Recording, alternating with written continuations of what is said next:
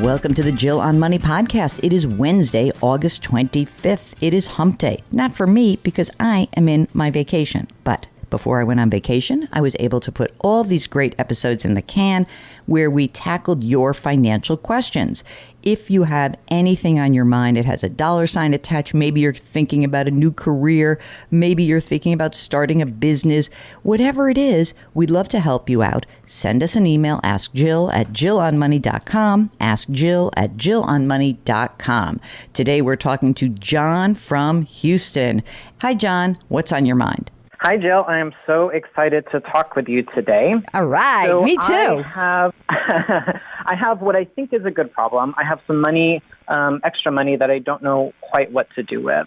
I had a rental property that was my bachelor pad before I got together with my husband that we sold 2 weeks ago. Congratulations. Thank you very much. I was tired of being a landlord, so done with that.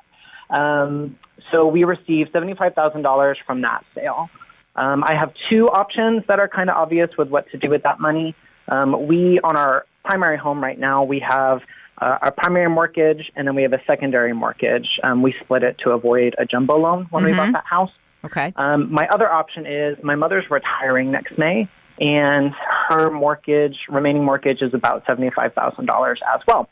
So my husband and I have talked about helping her out in either paying off that mortgage or buying her house as she heads into retirement. Couple of questions. Let me just ask before. Let me just pop in here. You said you've got two separate mortgages on your primary.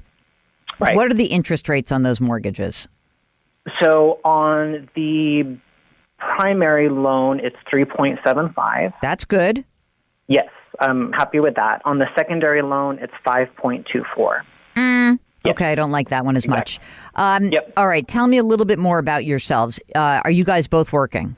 We are both working. The caveat to that is my company is in the process of being acquired. Actually, it'll close next week. So there's a question mark on my job, but I don't really have any information either way. I could be here for a year. I could be here for a few months. So that's a big question mark right now. Emergency reserves to cover you if you do get bumped? Yeah, we have about $100,000 for an emergency fund. That's good. The other thing that we have going on is we have one child, and we're in the process of a surrogacy journey for a second. So we have major expenditures coming up with that over the next year, but we do have about $60,000 set aside to cover those. Okay. Is that enough?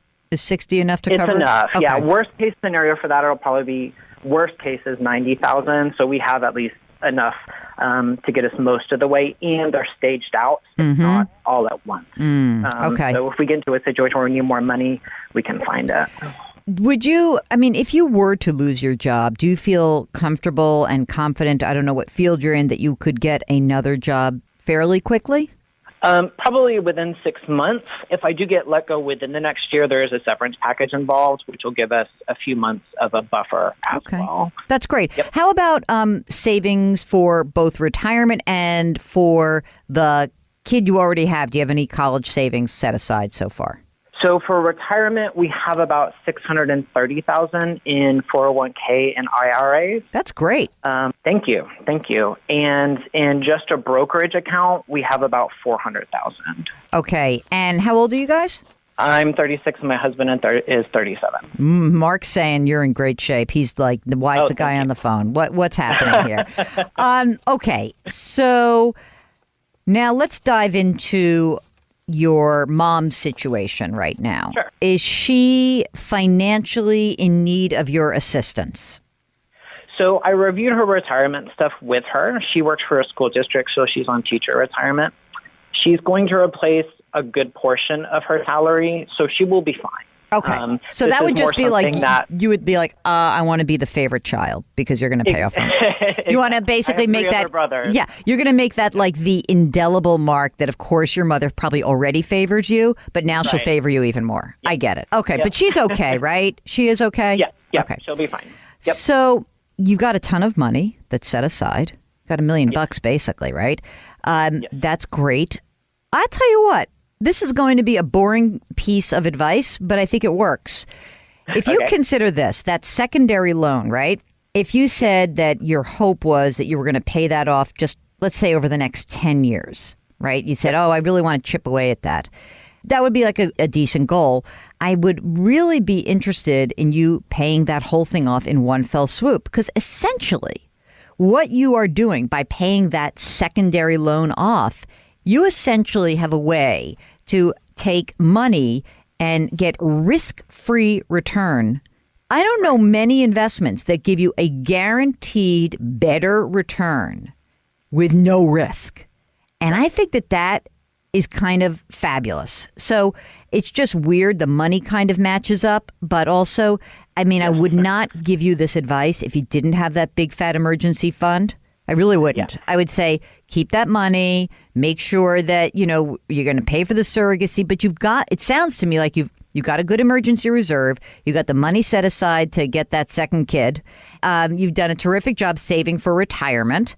I guess the only other piece of advice I would have is that if you have those proceeds from the rental property, just make sure you don't have a weird tax hit next year. Because sometimes rental properties can ensnare you in a tax situation where you're recapturing depreciation that you took during the life of owning that property. So before you pay the whole thing down, just double check. Do you have a tax preparer that you work with? I need a new one. I fired my one last year. Nice. Yeah. Fire. Okay, so when you're looking at maybe before you pay off that second mortgage, then I would just double check to make sure that you're not going to have some scary tax burden come next spring. But otherwise, I think you're in great shape. And even if, by the way, even if you had to keep $25,000 available for taxes, take the 50 and pay down the 5.25% loan. Yeah. I mean, my biggest concern was with kind of some of the uncertainty in our life was moving liquid money to non-liquid money. Yeah, I mean, I would say that also, except that you got $100,000 that's banked. Right. I mean, if you're feeling weird about it, or if all of a sudden you're like, now, I have a little bit of anxiety, then don't pay it all down at once. See how the next year goes. Right. You're not moving anytime soon. You're staying where you are? No, yeah. We've been in this house for 2 years and we're going to stay unless a major life situation changes. Yes, God forbid. But I think you're in good shape. I really do. If I do in the future decide to buy my mom's house, have you dealt with a situation like that? And I don't know quite how to approach it with either paying off her mortgage or actually buying her house. Those are two different. Why would you do this? I mean, like you just said to me, she's okay financially. It just would make her life a lot easier if she didn't have the mortgage payment. I mean, you can do an agreement with your siblings where you say, I am going to pay off mom's mortgage for her just to make her life easier. And therefore, I want to get a bigger piece of this house when it's sold. But I wouldn't do anything without actually talking to them about it and maybe making it part of a larger conversation about estate planning for mom. If she is inclined to want to do something slightly different, that's great. But I cannot possibly emphasize enough how important it is for you to have the conversation with your siblings and all of you being on the same page, because otherwise that can really breed a lot of discontent. And so I think that you would be well advised to maybe have a conversation with mom about her general estate planning, maybe if you want to dig into her financial life a little bit more, but involve your siblings. Don't make it seem like you're sneaking around behind their backs. And if she really doesn't need the help right now, it would be cleaner just not to do anything. Just let her pay her bills. Okay, that's it. Another program in the can. If you wouldn't mind, if you could do this, a great favor for us, just leave us a rating or a review. Somehow or other, this really does help the program. Or just send this podcast to somebody who you think could benefit from it.